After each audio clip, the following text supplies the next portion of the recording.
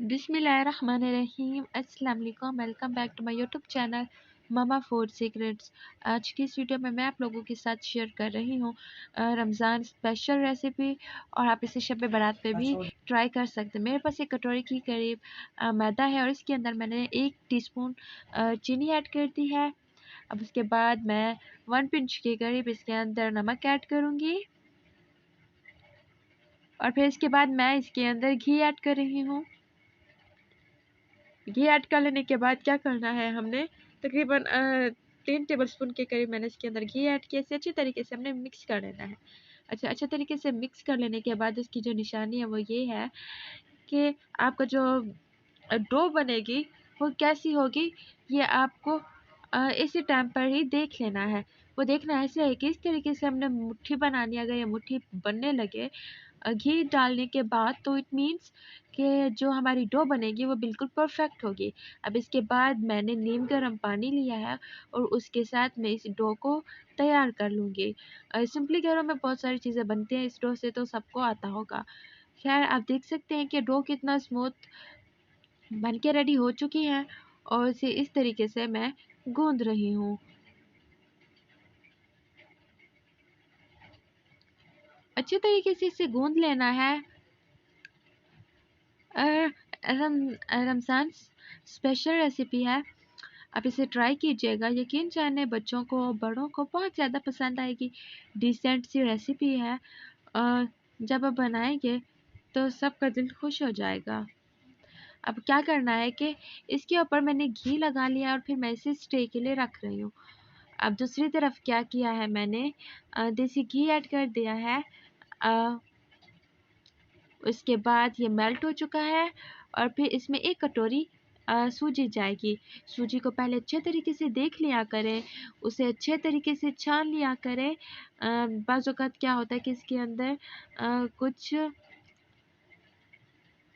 ज़रात वगैरह ऐसे होते हैं जो पकाने के काबिल नहीं होते। खैर, मैं इसे अब भून लूँगी अच्छे तरीके से।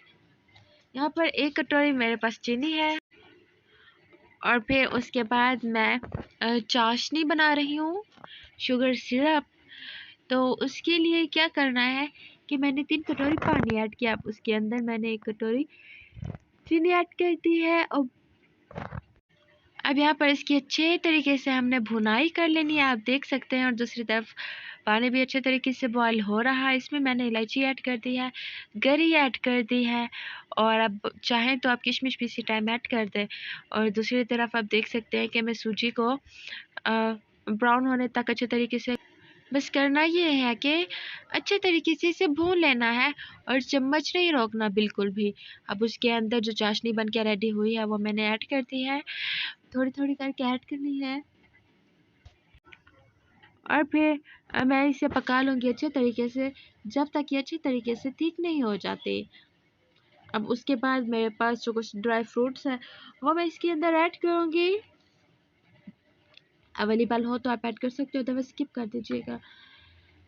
अगर आप लोग मेरी वीडियो पहली बार देख रहे हैं, फर्स्ट टाइम आप लोग मेरे चैनल पर नए हैं, तो प्लीज़ वीडियो को लाइक कर दें, चैनल को सब्सक्राइब कर दें, और अगर आपको ये रेसिपी पसंद आए तो फैमिली और फ्रेंड्स के साथ ज़रूर शेयर कीजिएगा। Ramzan special recipe I hope कि आपको बहुत ज़्यादा पसंद आएगी। आप इसे रमज़ान में बना सकते हैं, शब बारात पे भी ट्राई कर सकते हैं। एक ही चीज़ बना के बंदा बोर हो जाता है, तो कुछ न्यू करना चाहिए। अब मेरे पास फ्रेश क्रीम है, घर की मलाई जो है 3 बड़े टेबल स्पून में ऐड कर चुकी हूँ। उसके बाद मैंने ज़र्दा कलर लिया है और मैं ये इसके अंदर ऐड कर रही हूँ ताकि ये कलरफुल और खूबसूरत सा लगे देखने से।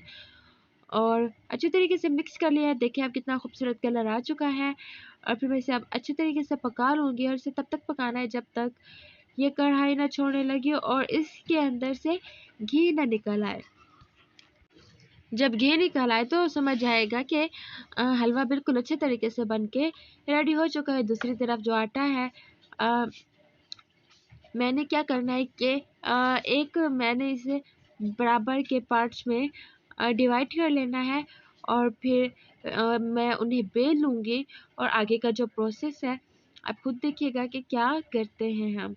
तो यहाँ पर मैंने एक पेड़ा लिया है और उसे मैं बेलन की मदद से अच्छे तरीके से बेल लूँगी। घी नहीं लगाना, बिल्कुल भी ये जो आटा है हमने वही लगाना है, मैदा घी का यूज़ बिल्कुल नहीं करना यहाँ पर।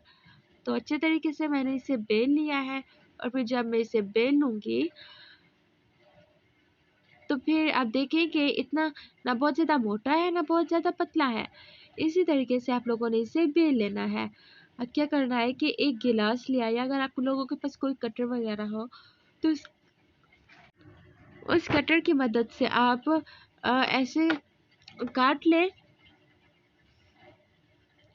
और फिर मैं साइड वाले आटे को निकाल लूँगी और फिर अगेन मैं इसका पेड़ा बनाऊँगी और अगेन मैं इसे इस तरीके से काट लूँगी। ये 4 छोटी-छोटी रोटियाँ मेरे पास तैयार हो चुकी हैं, तो इन्हें मैं साइड पे रख रही हूँ और अब देखिए कि हम आगे क्या करते हैं। तो जी मैंने दूसरी तीसरी और चौथी भी उसी तरीके से बना ली और यहाँ पर क्या किया, मैंने घी ऐड कर दिया है फ्राइंग पैन के अंदर। और फिर मेरे पास थोड़ा-सा जो मैंने रोटियां बनाई थी वो मैंने एक साइड से पका लिया, एक साइड से पकानी है इतना, और हमने दोनों साइडों से नहीं पकाना। और फिर वन बाय वन मैं इन सब को निकाल रही हूँ। ज़्यादा नहीं पकाना कि जल जाए, बस लाइट गोल्डन कलर होने तक हमने अच्छे तरीके से इन्हें पका लेना है। अब चारों पक चुकी है तो आगे का प्रोसेस शुरू करते हैं। गरम गरम ही रोटी लेनी है और हलवा इसके अंदर इस तरीके से फिल कर लेना है। जो पकी हुई साइड है वो, और जो कच्ची है हमने जिसे नहीं पलटा था वो हमने ऊपर रखनी है, क्योंकि ये अभी कुक होंगी तो ऊपर से पक जाएंगी। इसी तरीके से हमने इन्हें फिल कर लेना है, आप देख सकते हैं। और फिर मैं इन्हें फ्राइंग पैन में बना लूँगी। स्पून की मदद से, किसी भी टेबल स्पून या फिर नाइफ की मदद से आपने थोड़ा सा प्रेस करना है और सेम प्रोसेस के साथ दूसरी भी बना लेनी है। So guys one by one सारी सेम प्रोसेस के साथ बना लेनी है और फिर इसके ऊपर आप अपनी मर्जी से गार्निशिंग कर सकते हैं। चाहे तो टूटी फ्रूटी से कर दें, और अगर चाहें तो इसकी गार्निशिंग आप डेसिकेटेड कोकोनट से कर सकती हैं, ड्राई फ्रूट से कर सकती हैं।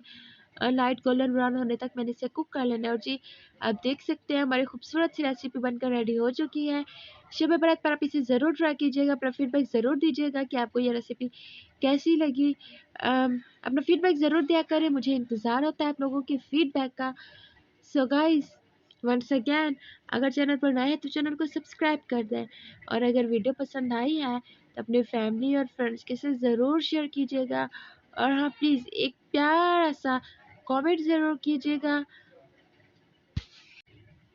आप अपने हिसाब से अपनी पसंद के मुताबिक इसे सर्व करें और ट्राई ज़रूर कीजिएगा। बहुत जल्द मिलेंगे एक नई वीडियो में, तब तक अपना ख्याल रखिएगा, दुआओं में याद रखिएगा। खुदा हाफिज़। और हाँ, थैंक्स फॉर वॉचिंग।